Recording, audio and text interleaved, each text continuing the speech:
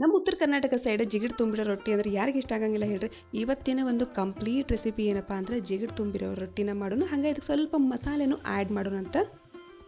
ನೀವು ಈ ರೊಟ್ಟಿ ಮಾಡಲಿಕ್ಕೆ ನೀರನ್ನ ಎಷ್ಟು ಪ್ರಮಾಣದೊಳಗೆ ತೊಗೊಂಡಿರ್ತೀರಿ ಅದೇ ಪ್ರಮಾಣದೊಳಗನ ಹಿಟ್ಟನ್ನು ತೊಗೋಬೇಕು. 2 ಗ್ಲಾಸ್ ನೀರನ್ನ ತೊಗೊಂಡ್ರೆ 2 ಗ್ಲಾಸ್ನಷ್ಟು ಹಿಟ್ಟನ್ನ ತೊಗೋಬೇಕು. ಇವಾಗ ಸ್ವಲ್ಪ ಜೀರಿಗೆ ಹಾಕೋತೀರಿ, ತುರಿದು ಕ್ಯಾರೆಟ್ನ ಹಾಕೋರಿ.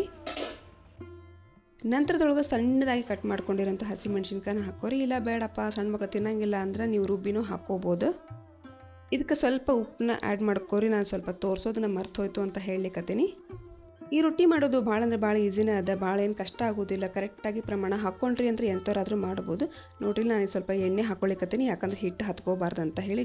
ಈಗ ಒಂದು 2 ಗ್ಲಾಸ್ನಷ್ಟು ನೀರು ತೊಗೊಂಡಿದ್ದೆ. 2 ಗ್ಲಾಸ್ನಷ್ಟು ನಾನೀಗ ಜೋಳದ ಹಿಟ್ಟನ್ನು ಹಾಕ್ಕೋತೀನಿ. ಇದಕ್ಕೆ ಹಿಟ್ಟು ಹಾಕಿದ ತಕ್ಷಣ ಮಿಕ್ಸ್ ಮಾಡ್ಕೊತಾನೆ ಇರ್ರಿ. ಕೈ ಬಿಟ್ರಿ ಅಂತಂದ್ರೆ ಗಂಟಾಗೋ ಚಾನ್ಸಸ್ ಇರ್ತದೆ. ಹಾಗಾಗಿ ಹಿಟ್ಟು ಮತ್ತು ನೀರು ಎರಡು ಮಿಕ್ಸ್ ಆಗಲಿ ಅಲ್ಲಿವರೆಗೂ ಕೈ ಆಡಿಸ್ತಾನೆ ಇರ್ರಿ. ಅದೇ ಕಾರಣಕ್ಕೂ ನೀರು ಜಾಸ್ತಿ ಹಾಕಕ್ಕೆ ಹೋಗ್ಬೇಡ್ರಿ, ಭಾಳ ಗಟ್ಟಿಯಾಗಿನೇ ಇರಬೇಕಿದೆ ಹಿಟ್ಟು. ನೀವು ಹಿಂಗೆ ಮಾಡೋದ್ರಿಂದ ಎಲ್ಲೂ ಹರಿಯೋದಿಲ್ಲ. ನಿಮ್ದು ರೊಟ್ಟಿ ಆರಾಮಾಗಿ ಮಾಡ್ಬೋದು. ಮಾಡೋಕ್ಕೆ ಬರೋಂಗಿಲ್ಲ ಅಂತ ಅನ್ನೋರು ಈಸಿಯಾಗಿ ಮಾಡ್ಬೋದು. ಬರ್ರಿ ಸಣ್ಣ ಸಣ್ಣ ಉಂಡೆ ಆಕಾರದೊಳಗೆ ಮಾಡಿ ಇಟ್ಕೊಳ್ಳೋಣಂತ. ಇದು ಸ್ಟಫ್ ಮಾಡಲಿಕ್ಕೋಸ್ಕರ ನಾನೀಗ ಹಿಂಗೆ ಮಾಡಿ ಇಡಾಕತ್ತೀನಿ. ನೋಡ್ರಿ ಎಷ್ಟು ಮಸ್ತ್ ಸ್ಟಫಿಂಗ್ ರೆಡಿ ಆಗ್ಲಿಕ್ಕತ್ತಾವಲ್ಲ. ಸೂಪರಾಗಿ ಆರೋಗ್ಯವಾಗಿರುವಂಥ ಆಹಾರ ಇವತ್ತು ರೆಡಿ ಆಗ್ತದೆ. ಈಗ ಜೋಳದ ಹಿಟ್ಟಿನ ಸ್ಟಫಿಂಗ್ ಆಯಿತು. ಈಗ ಅಕ್ಕಿ ಹಿಟ್ಟಿನ ಮಾಡ್ಕೊಳ್ಳೋಣಂತ. ಇದಕ್ಕೂ ಸೇಮ್ 2 ಗ್ಲಾಸ್ ನೀರು 2 ಗ್ಲಾಸ್ ಹಿಟ್ಟನ್ನ ತಗೋರಿ. ನಂತರ ಜೀರಿಗೆ ಮತ್ತು ಕೊತ್ತಂಬರಿನ ಹಾಕೋಣ. ಈಗ ಸ್ವಲ್ಪ ನಾನು ಕರಿ ಎಳ್ಳನ್ನು ಹಾಕೋತೀನಿ. ಇದ್ರೆ ಹಾಕೋರಿ, ಇಲ್ಲಾಂದ್ರೆ ನಡೀತದೆ. ಹಂಗೆ ಸ್ವಲ್ಪ ಎಣ್ಣೆನ ಹಾಕೋರಿ. ನೀರೀಗ ರುಚಿಗೆ ತಕ್ಕಷ್ಟು ಉಪ್ಪನ್ನು ಹಾಕೋರಿ. ಈಗ ನೀರು ಸರಿಯಾಗಿ ಕುದ್ಮೇಲೆ ನೀವು ಹಿಟ್ಟನ್ನ ಆ್ಯಡ್ ಮಾಡ್ಕೋರಿ. 2 ಗ್ಲಾಸ್ನಷ್ಟೇ ನಾನು ಇಲ್ಲಿ ಹಿಟ್ಟನ್ನು ತೊಗೊಂಡಿರೋದು. ಆಗಲೇ ಜೋಳದ ಹಿಟ್ಟನ್ನು ಹಾಕಿದ್ದೆ, ಈಗ ಅಕ್ಕಿ ಹಿಟ್ಟನ್ನು ಹಾಕ್ಕೊಳ್ಳಿಕತ್ತೀನಿ. ಇದನ್ನು ಸೇಮ್ ಹಂಗೆ ಕೈ ಬಿಡಲಾರ್ದಂಗೆ ನೀವು ಹಿಂಗೆ ಮಾಡ್ತಾನೆ ಇರಬೇಕು. ನೋಡಿರಿ ಹಿಟ್ಟು ಯಾವಾಗ ತಳ ಬಿಡ್ತದಲ್ಲ ಆವಾಗ ಹಿಟ್ಟು ಕರೆಕ್ಟಾಗಿ ರೆಡಿ ಆಗೈತಿ ಅಂತ ಅರ್ಥ.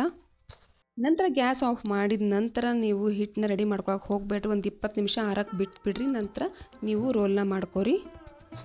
ಈಗ ನಾನು 20 ನಿಮಿಷ ಬಿಟ್ಟಿದ್ದೆ. ಸೊ ಇವಾಗ ಹಿಟ್ಟೆಲ್ಲ ಫುಲ್ ಆರೈತಿ. ಇವಾಗ ಇದನ್ನು ಕೂಡ ನಾವು ಹಿಂಗೆ ರೋಲ್ನ ಮಾಡಿ ಒಳಗೆ ಸ್ಟಫ್ ಮಾಡಲಿಕ್ಕೋಸ್ಕರ ರೆಡಿ ಮಾಡೋಣ. ಮನೆಯೊಳಗಿರೋವಂಥ ಇಂಗ್ರೀಡಿಯೆಂಟ್ಸ್ ಅಂತ ಸಿಂಪಲ್ ಆಗಿರೋ ರೆಸಿಪಿನ ಹೇಳ್ತಾ ಇರ್ತೀನಿ. ನಿಮಗೆ ಯೂಸ್ಫುಲ್ ಆಗೈತಿ ಅಂತ ತಿಳ್ಕೊತೀನಿ.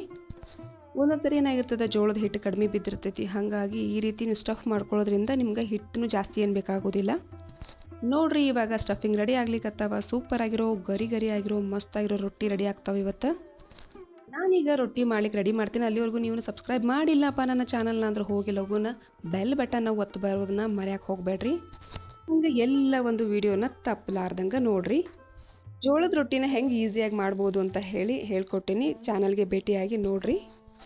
ಈಗ ನೋಡ್ರಪ್ಪ ನಮ್ಮ ಉತ್ತರ ಕರ್ನಾಟಕ ಶೈಲಿಯ ಜಿಗಿಡ್ ತುಂಬಿರೋ ರಗಡ್ ರೊಟ್ಟಿ ರೆಡಿ ಆಯ್ತು. ಯಾರಿಗೆಲ್ಲ ರೊಟ್ಟಿ ಮಾಡೋಕ್ಕೆ ಬರೋಂಗಿಲ್ಲ ಅನ್ನೋರ್ಗು ಸಿಂಪಲ್ ರೆಸಿಪಿ ಅಂತಲೇ ಹೇಳ್ತಾರೆ ಅವರು. ಇದಕ್ಕೇನಪ್ಪ ಮನೆಯೊಳಗೆ ನಿಮ್ಗೆ ಅಕ್ಕಿ ಹಿಟ್ಟಿರ್ತದೆ, ಜೋಳದ ಹಿಟ್ಟಿರ್ತದೆ. ಸ್ವಲ್ಪ ನೀವು ವೆಜಿಟೇಬಲ್ಸ್ನ ಹಾಕ್ಕೊಂಡು ಮಸ್ತಾಗಿರೋ ಗರಿ ರೊಟ್ಟಿನ ರೆಡಿ ಮಾಡ್ಕೊರಿ. ಈ ರೆಸಿಪಿ ಇಷ್ಟ ಆಯಿತು ಅಂತ ತಿಳ್ಕೊತೀನಿ ನಾನು.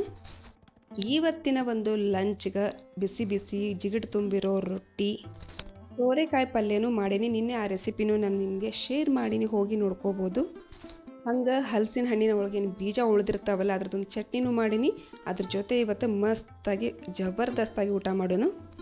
ಹಂಗಿದ್ರೆ ನೆಕ್ಸ್ಟ್ ಮತ್ತು ಸೂಪರ್ ಆಗಿರೋ ವಿಡಿಯೋನ ತೊಗೊಂಡು ಬರ್ತೀನಿ. ಅಲ್ಲಿವರೆಗೂ ವೆಯ್ಟ್ ಮಾಡ್ತಾಯಿರಿ, ನಗ್ತಾಯಿರಿ, ತಿಂತಾಯಿರಿ, ಖುಷಿಯಾಗಿರಿ. ಎಲ್ರಿಗೂ ನಮಸ್ಕಾರ.